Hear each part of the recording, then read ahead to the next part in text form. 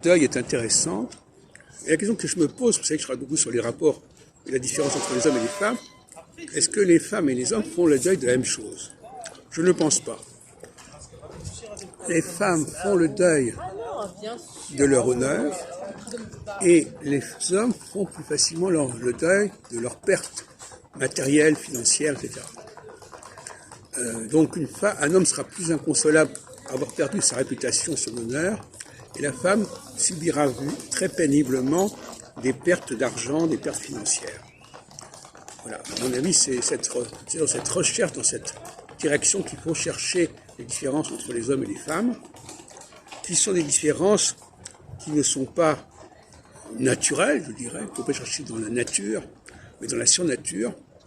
Ce sont des complémentarités. Et un fait est que le couple permet de gérer cette dualité, jusqu'à un certain point. Et en ce sens-là, le couple est un avantage. Et quand il n'y a pas de couple, eh bien, il y a un déséquilibre.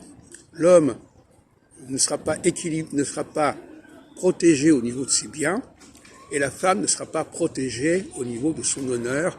Et quand je dis son honneur, je veux dire sa réputation scientifique, sa réputation littéraire, sa réputation intellectuelle. Parce que notamment, comme on sait, les femmes souvent disent des choses qui vont se retourner contre elles.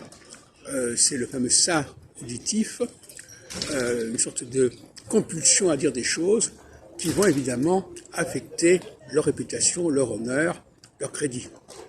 Inversement, les hommes, au niveau de leur ça particulier, qui est celui du goût, de l'odorat, éventuellement du toucher, vont être menacés au niveau de leur santé et probablement de tout ce qui touche à la santé, c'est-à-dire quand on vit dans la rue, par exemple, on n'est pas vraiment protégé.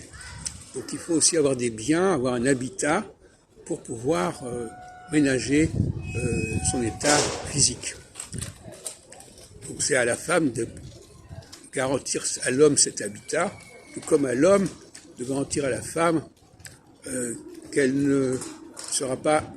n'ira pas trop loin dans ses déclarations et dans ses diffamations.